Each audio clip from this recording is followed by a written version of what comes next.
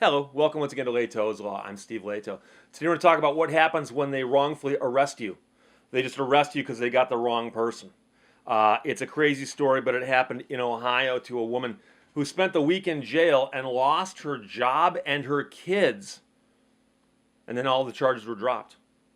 I'm getting the story from Fox 19 and the Cincinnati Enquirer, where Ashley Foster was arrested April 11th in the Target parking lot on Beachmont Avenue. A week later, she was released from jail and all the charges were dropped. Oops, just a mistake.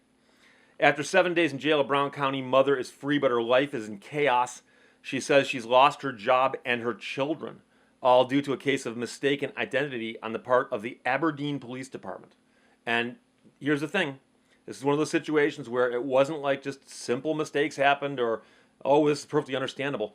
Somebody screwed up really, really bad. It started on April 11th in the parking lot of Target on Beachmont Avenue when Ashley Foster was approached by a Hamilton County deputy. He asked for her name, and I told him my name was Ashley. He asked me to step out of the car. They said, "Do you know you have a warrant out for your arrest?" And I said, "No, what did I do?" He said it was for trafficking heroin. And I broke down in the parking lot on the ground crying. That's Foster talking about what happened when she was arrested. A warrant had been issued in her name out of Brown County. The deputies had run her license plate during a normal patrol, and the plate was flagged.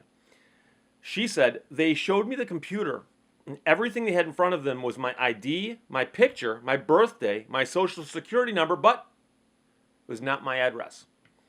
Her two young boys were in the car, and her youngest is 8 weeks old. And she said they wouldn't let me feed him, wouldn't let me change him. I listened to him scream. And quite frankly, if they were arresting me on heroin trafficking charges and I hadn't done it, I'd scream too.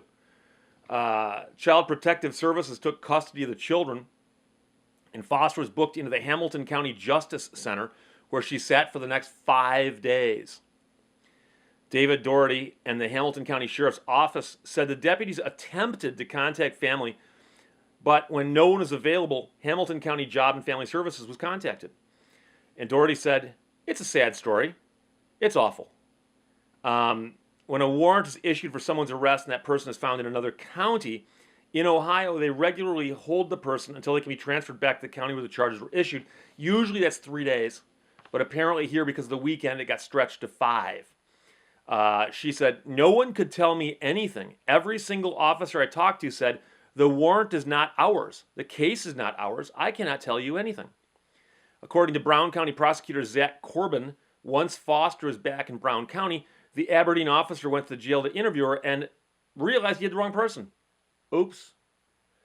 Corbin said that during the course of a drug trafficking investigation, the real Ashley Foster and a co-defendant had taken off. Well, there's a problem though, because this is the real Ashley Foster. See, it turns out that more than one person can have the same name.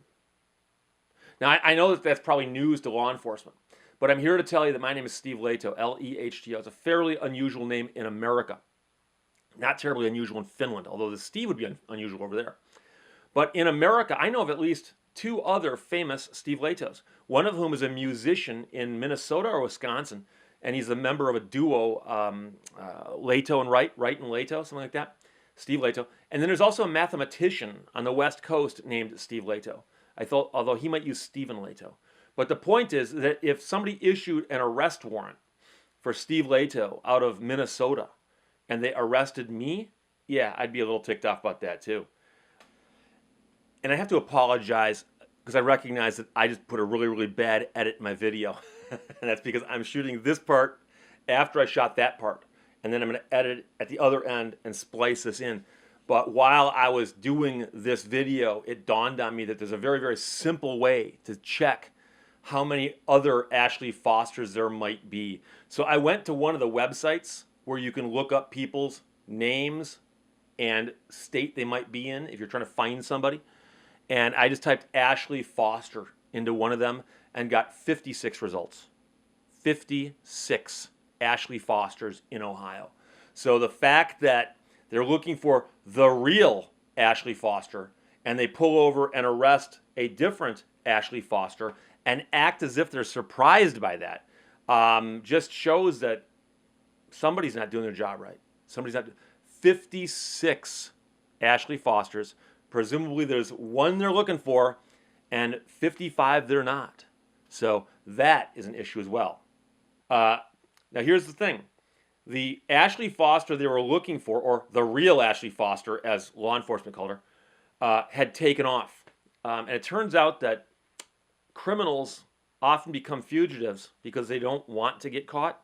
So the idea that the real Ashley Foster had taken off shouldn't be a surprise to Ohio law enforcement. But, so here's the sentence that's the kicker. Then for some reason, an arrest warrant was filed on the wrong person, Corbin said. For some reason, an arrest warrant was filed on the wrong person. Corbin said as soon as his office was informed of the mistake, the charges against Foster were dropped. Were there ever actually charges against her? Because she was arrested for charges against somebody else, I thought. Well, Aberdeen Police Chief David Benjamin confirmed he interviewed Foster early on Thursday. He just said, "Thank you for your time." He left, Foster added, saying there was no apology. Thank you for your time.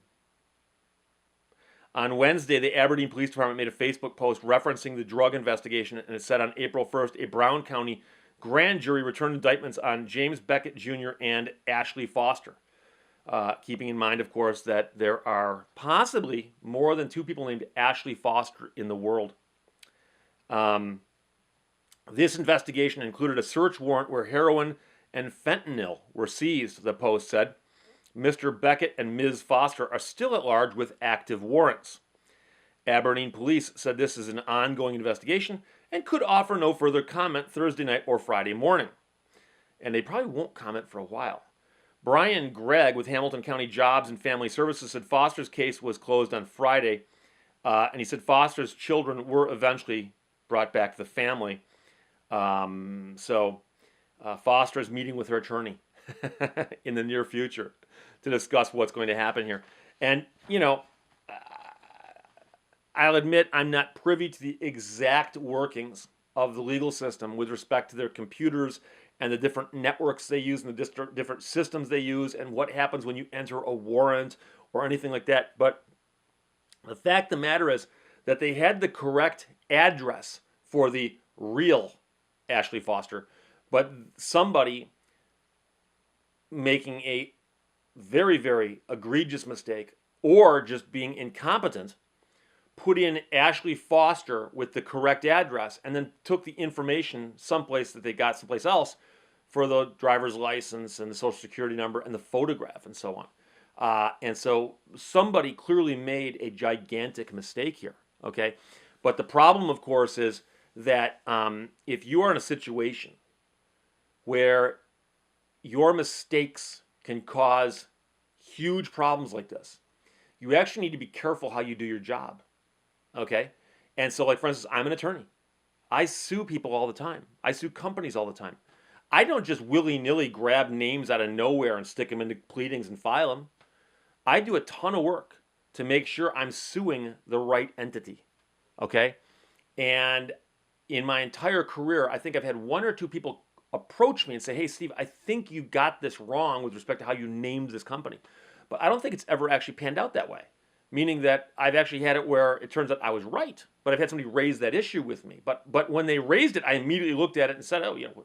But the point is that somebody entering this information into the system someplace in Ohio is typing in information that very well could result in somebody being arrested and held in jail for a few days until it gets sorted out. And if the name on the warrant and the information is correct, yeah, the right person gets grabbed, they sit in jail, and we don't care. But if you type in a name like Ashley Foster, which I suspect is not that unusual of a name, and then you accidentally stick all the information in from somebody else's file, yeah, that can have catastrophic consequences. And so I really wonder how it is that they had the name and stuff for the real Ashley Foster, but they mixed it with the information out of somebody else's, presumably like their driving record or something. And so I suspect that somebody's getting lazy or just wasn't paying attention. or it was just cutting corners. Thought, gee, how many Ashley Fosters could there possibly be in Ohio? Well, the answer is possibly more than one. You need to do your job better. So this is a very serious problem. The woman was arrested, spent 5 days in jail, lost her job and her kids temporarily, and you can imagine that that's a horrific result, all because somebody screwed up really, really badly. So I'll watch the story to see what happens from here on out. But like I said, this is one of those stories that just makes you wonder about people who are doing their jobs and how they should be doing their jobs better. Questions or comments, put them below. Otherwise, talk to you later. Bye-bye.